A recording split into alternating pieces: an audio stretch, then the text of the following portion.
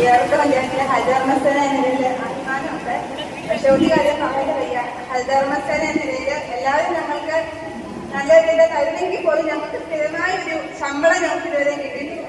വീട് കയറുന്നതനുസരിച്ചാണ് ഞങ്ങൾക്ക് പൈസ. അത് തുടക്കത്തിൽ ഞങ്ങൾ പല ചീത്തവിളികളും എല്ലാം കേട്ടിട്ടുണ്ട്. നിങ്ങൾ എന്തിനാണ് വരുന്നത്, പഞ്ചായത്തിന് കാശുണ്ടാക്കാൻ വേണ്ടിയിട്ടല്ലേ വരുന്നത്, അങ്ങനെ തുടങ്ങി പല പല കാര്യങ്ങൾ ഞങ്ങൾ കേട്ടുകൊണ്ടാണ് ഞങ്ങൾ എന്നിട്ട് ഈ ജോലിക്ക് പോകുന്നത്.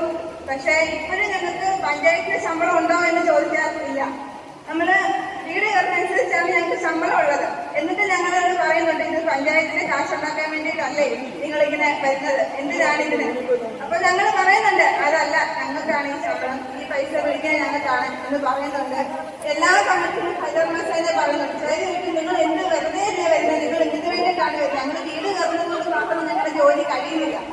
വീട് കയറി ഞങ്ങളുടെ അജൈവ മാലിന്യങ്ങൾ എടുക്കുമ്പോൾ അത് തരം തിരിച്ച് പല സാധനങ്ങളാക്കി ക്ലീൻ കേരള കമ്പനിക്കായി മാറുന്നുണ്ട്. ഇതെല്ലാം പക്ഷേ നിങ്ങൾ എടുത്തോണ്ട് പോയിട്ട് കത്തിച്ച് കളയുന്നുണ്ടല്ലോ.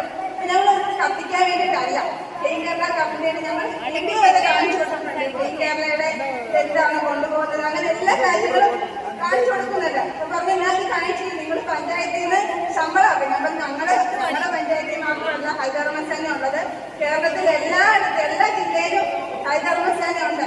അപ്പൊ എനിക്ക് നിർദ്ദേശം വയ്ക്കാനുള്ളത്, ഞങ്ങൾക്ക് ഇനി വരുമ്പോൾ ഞങ്ങൾക്ക് ഇനി എങ്കിലും ഒരു നിശ്ചിത ശമ്പളം ഞങ്ങൾക്ക് കിട്ടണം പഞ്ചായത്തിൽ. അതാണ് ഞങ്ങൾക്ക് നിർദ്ദേശമായിട്ട് പറയുന്നത്.